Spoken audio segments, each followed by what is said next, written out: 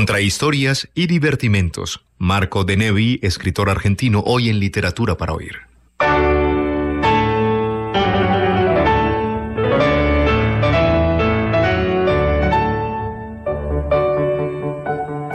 Marco de Nevi es un novelista, abogado, periodista y cuentista argentino, muerto en 1998.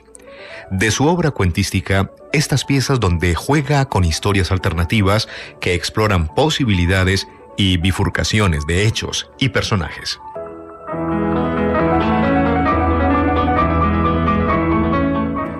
La Reina Virgen.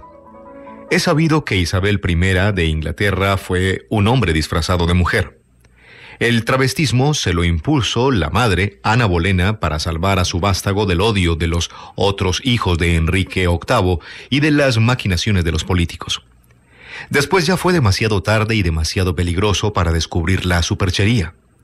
Exaltado al trono, cubierto de sedas y collares, no pudo ocultar su fealdad, su calvicie, su inteligencia y su neurosis. Si fingía amores con Leicester, con Essex y con Sir Walter Raleigh, aunque sin trasponer nunca los límites de un casto flirteo, era para disimular. Y rechazaba con obstinación y sin aparente motivo las exhortaciones de su fiel ministro, Lord Cecil, para que contrajese matrimonio aduciendo que el pueblo era su consorte. En realidad estaba enamorado de María Estuardo. Como no podía hacer la suya, recurrió al sucedáneo del amor, a la muerte. Mandó decapitarla, lo que para su pasión desgraciada habría sido la única manera de poseerla.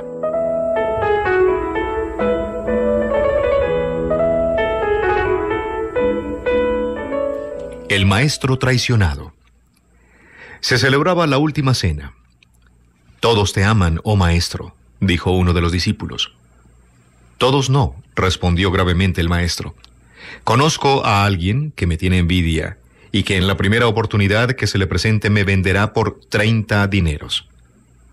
«Ya sé quién es», exclamó el discípulo. «También a mí me habló mal de ti». «Y a mí», añadió otro discípulo. «Y a mí», dijeron todos los demás. Todos, menos uno que permanecía silencioso. «Pero eres el único», prosiguió el que había hablado primero, «y para probártelo diremos a coro su nombre sin habernos puesto previamente de acuerdo». Los discípulos todos, menos aquel que se mantenía mudo, se miraron, contaron hasta 3 y gritaron el nombre del traidor. Las murallas de la ciudad vacilaron con el estrépito porque los discípulos eran muchos y cada uno había gritado un nombre distinto. Entonces el que no había hablado salió a la calle y, libre de remordimientos, consumó su traición.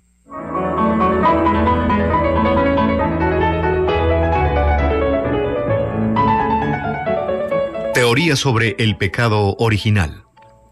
Según el heresiarca Porpulus, nacido en un año indeterminado y muerto en el 473, quien por defender esa teoría fue condenado a la condición de personaje apócrifo, el pecado original consistió en la incorporación de la espiritualidad a la sexualidad.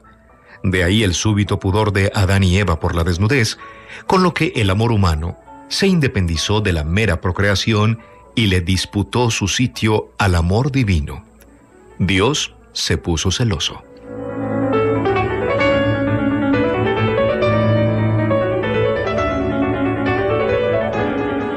La lección de la historia. A su vuelta de Tierra Santa, los cruzados, para implantar la moda de los baños turcos, difundieron las bubas de la peste negra. Y ahora nosotros somos los apestados.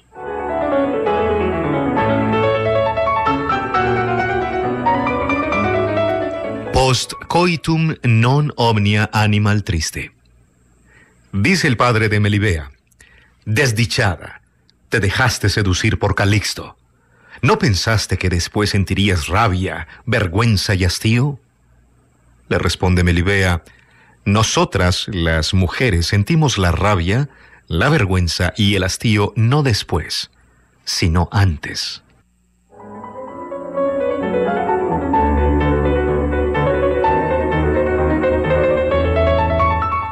También, haciendo parte de estas contrahistorias y divertimentos de Marco de Nevi, encontramos gobernantes y gobernados. Por las noches, el gran Tamerlán se disfrazaba de mercader y recorría los barrios bajos de la ciudad para oír la voz del pueblo. Él mismo les tiraba de la lengua. ¿Y el gran Tamerlán?, preguntaba. ¿Qué opináis del gran Tamerlán? Invariablemente se levantaba a su alrededor un coro de maldiciones y de rabiosas quejas. El mercader sentía que la cólera del pueblo se le contagiaba. Arrebatado por la indignación, añadía sus propios denuestos, revelaba un odio feroz contra el gobierno. A la mañana siguiente, en su palacio, el gran Tamerlán se enfurecía. «Sabe toda esa chusma», pensaba, «qué es manejar las riendas de un imperio. ¿Creen esos granujas que no tengo otra cosa que hacer sino ocuparme de sus minúsculos intereses, de sus chismes de comadres?» Y se dedicaba a los intrincados problemas oficiales.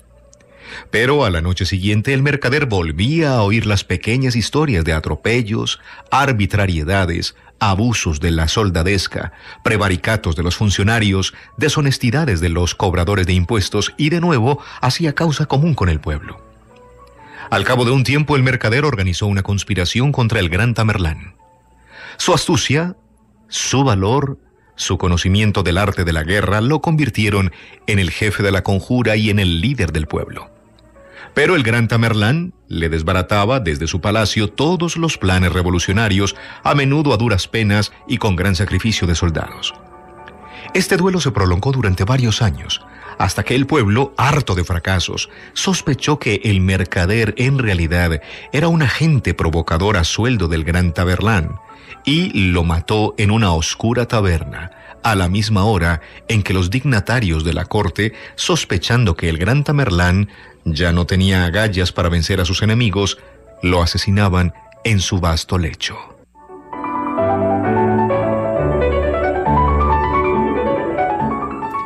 Una vida rutinaria.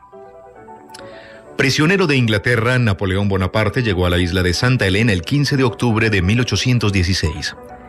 El médico de a bordo le diagnosticó cáncer de píloro, pronóstico que no viviría mucho tiempo. El gobernador de la isla, Sir Hudson Lowe, profesaba a Napoleón un frío aborrecimiento británico. Dispuesto a hacerle pagar caro sus 15 años de gloria, razonó así: «Este hombre morirá a corto plazo. Su reclusión en Santa Elena será breve y, aún en mi compañía, no le hará pagar todas sus culpas. No tengo otro recurso que alargar artificialmente la duración de su cautiverio». Fraguó, pues, un plan. En las habitaciones de Napoleón todos los días eran el mismo día. Los relojes no funcionaban. Los almanaques mostraban una única hoja y la hoja decía 15 de octubre de 1816, miércoles.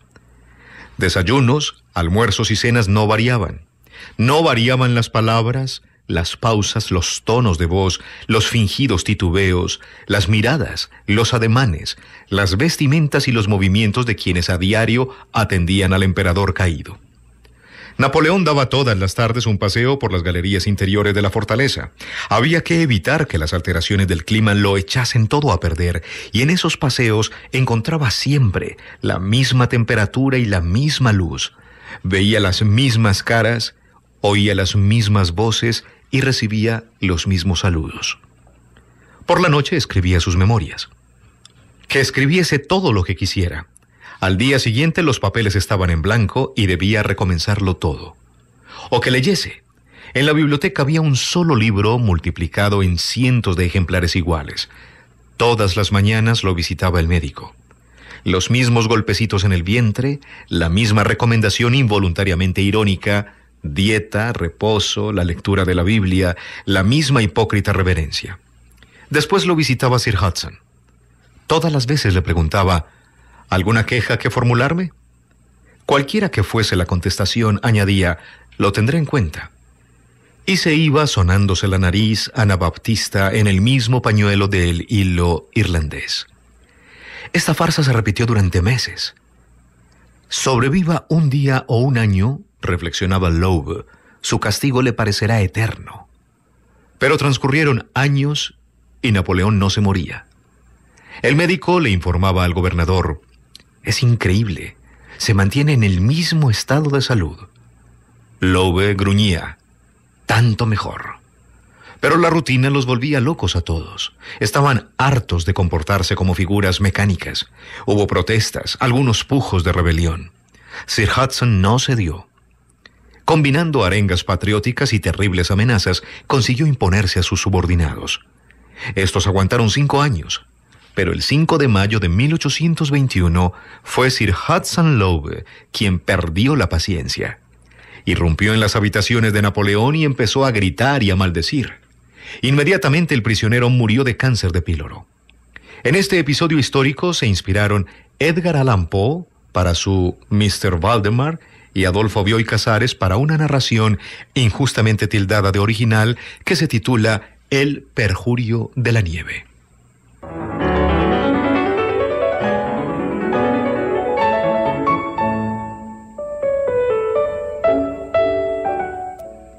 Los animales en el arca. Sí, Noé cumplió la orden divina y embarcó en el arca un macho y una hembra de cada especie animal. Pero durante los 40 días y las 40 noches del diluvio, ¿qué sucedió? Las bestias resistieron las tentaciones de la convivencia y del encierro forzoso. Los animales salvajes, las fieras de los bosques y de los desiertos, ¿se sometieron a las reglas de la urbanidad? La compañía, dentro del mismo barco, de las eternas víctimas y de los eternos victimarios, ¿no desataría ningún crimen? Estoy viendo al león, al oso y a la víbora mandar al otro mundo de un zarpazo o de una mordedura a un pobre animalito indefenso. ¿Y quiénes serían los más indefensos y no los más hermosos? Porque los hermosos no tienen otra protección que su belleza. ¿De qué le serviría la belleza en un navío colmado de pasajeros de todas clases, todos asustados y malhumorados, muchos de ellos asesinos profesionales, individuos de mal carácter y sujetos de avería? Solo se salvarían los de piel más dura, los de carne menos apetecible, los erizados de púas, de cuernos, de garras y de picos, los que alojan el veneno, los que se ocultan en la sombra, los más feos y los más fuertes. Cuando al cabo del diluvio Noé descendió a tierra, repobló el mundo con los sobrevivientes. Pero las criaturas más hermosas, las más delicadas y gratuitas, los puros lujos con que Dios, en la embriaguez de la creación, había adornado el planeta, aquellas criaturas al lado de las cuales el pavo real y la gacela son horribles mamarrachos, y la liebre una fiera sanguinaria, ¡ay! Aquellas criaturas no descendieron del arca de Noé.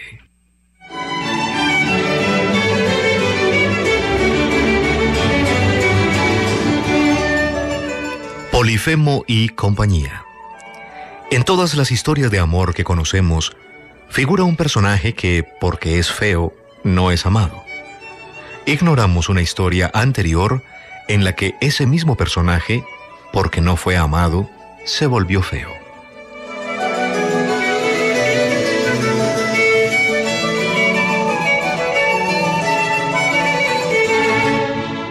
También de Marco de Nevi, escritor argentino, El peligro de las excepciones. Sentado en el umbral de mi casa, vi pasar a Lázaro, todavía con el sudario puesto en medio de una multitud que lo aclamaba. Después que la muchedumbre se alejó, vi pasar a un joven en ligero estado de putrefacción. Después a una mujer embalsamada. Tras la mujer pasó un esqueleto pelado, aunque con anillos en las falanges. Al ver que se aproximaba un hombre sin cabeza, le pregunté qué significaba todo aquel desfile. Si bien el hombre no tenía cabeza, me contestó muy contento: cuando suspendieron momentáneamente la ley para que Lázaro saliera, nosotros aprovechamos la suspensión y salimos también. Somos muchos. Mire. Miré y vi que por el camino avanzaba la columna de los resucitados. La atmósfera se había vuelto irrespirable.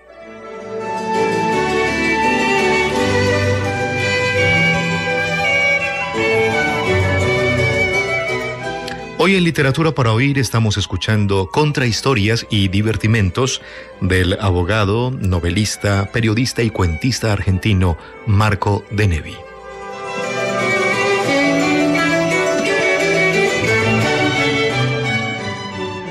El nunca correspondido amor de los fuertes por los débiles.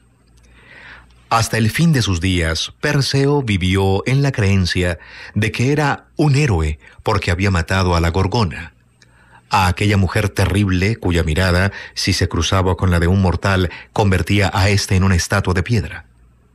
Pobre tonto. Lo que ocurrió fue que Medusa, en cuanto lo vio de lejos, se enamoró de él. Nunca le había sucedido antes.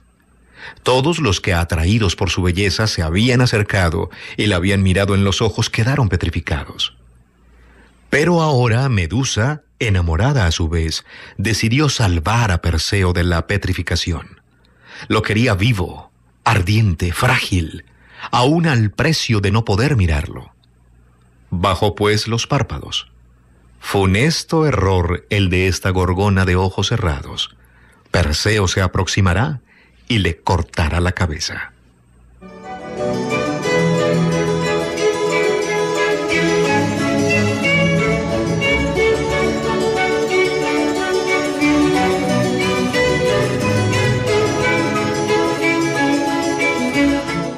Biografía secreta de Nerón.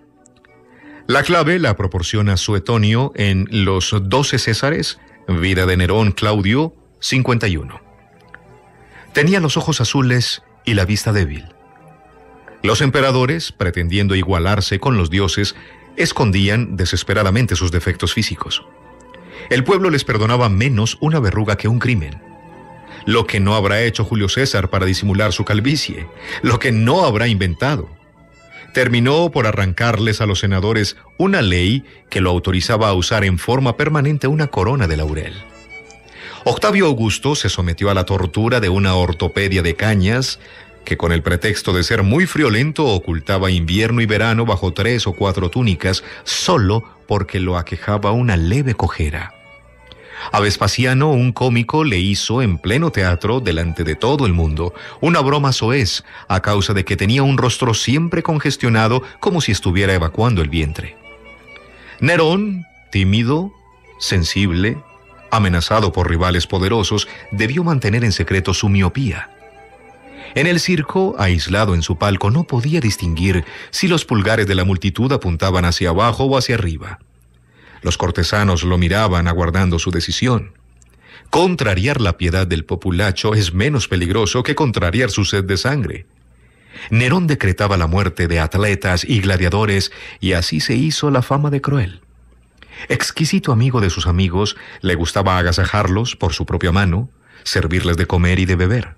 Pero a cada rato equivocaba los frascos, confundía los ingredientes, creía darles vino y les daba veneno.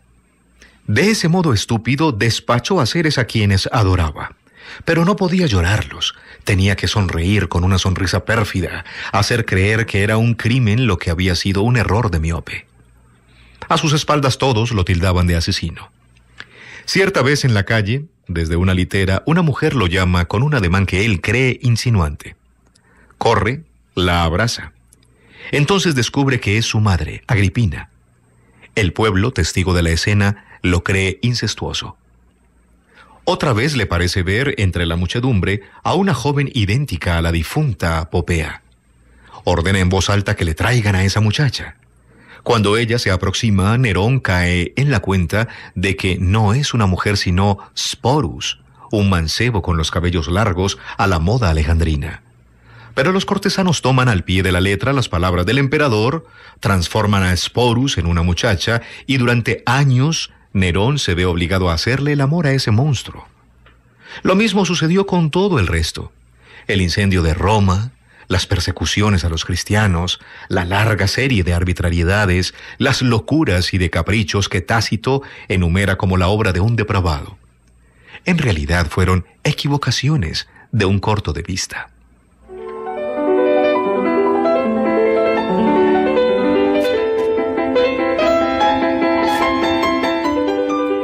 Desastroso fin de los Reyes Magos. Herodes, viéndose burlado por los magos, se irritó sobremanera y mandó matar a todos los niños de Belén. Mateo 2:16. Camino de regreso a sus tierras, los 3 Reyes Magos oyeron a sus espaldas el clamor de la degollación. Más de una madre que corrió tras ellos los alcanzó y los maldijo. De todos modos, la noticia se propagó velozmente. Marcharon entre puños crispados y sordas recriminaciones de hombres y mujeres. En una encrucijada vieron a José y a María que huían a Egipto con el niño. Cuando llegaron a sus respectivos países, los mató el remordimiento.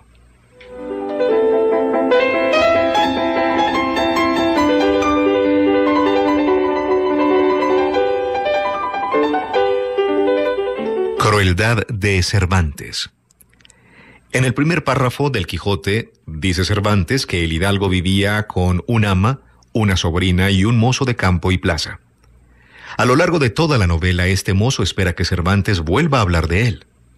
Pero al cabo de 2 partes, 126 capítulos y más de 1000 páginas, la novela concluye. Y del mozo de campo y plaza, Cervantes no agrega una palabra más.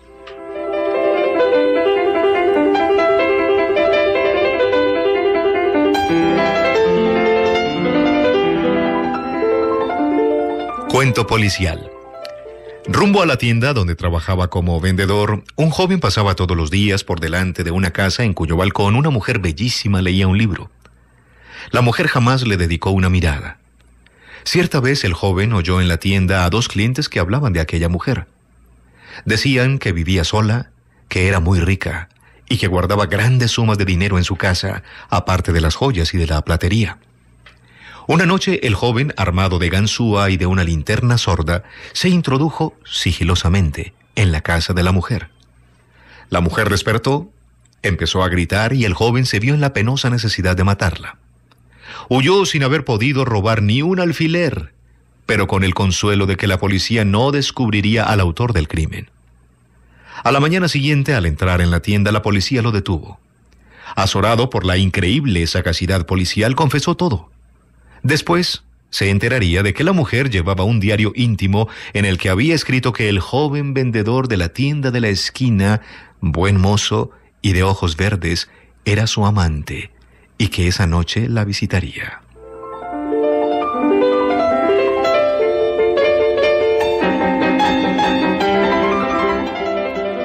Sherazad en la noche 1002.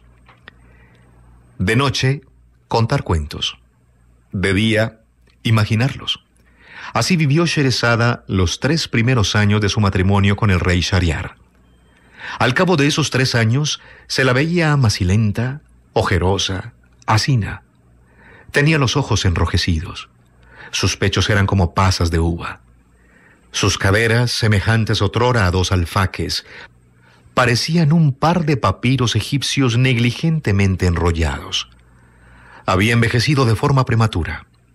En cambio, su hermana menor, Dunyazad, estaba más hermosa que una grácil rama de bambú, más que un esbelto tallo de arrayán, y su cara brillaba como la luna en el mes de Ramadán, cuando luce más clara y más redonda. De modo que en la noche 1002, el rey despreció a Sherazada y amó a Dunyazad.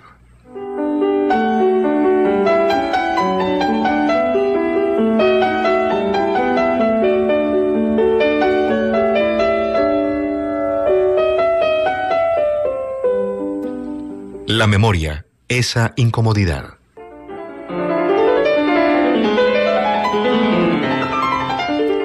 Se encontraron por un capricho del azar. No se conocían, pero les bastó mirarse para caer fulminados por lo que en Sicilia llaman el rayo del amor. Sin pronunciar una palabra corrieron al lecho, el de ella, que estaba siempre pronto, y se lanzaron el uno contra el otro como los pugilistas en el gimnasio. A la mañana siguiente fue Eneas el primero que despertó. Decidió proseguir su viaje por el Mediterráneo e incapaz de abandonar a una mujer sin una explicación, le dejó sobre la mesita de luz un papel en el que escribió con sublime laconismo: «Desdichada, lo sé todo. Adiós». Y se fue, la conciencia tranquila y el ánimo templado. Varias horas después Dido abrió los ojos, todavía lánguida de placer, vio la esquela y la leyó. ¿Qué es lo que sabe de mí, si ni siquiera le revelé mi nombre?, se preguntó estupefacta. Por las dudas comenzó a pasar revista a su pasado hasta que experimentó tanta vergüenza que se bebió un frasco íntegro de vitriolo.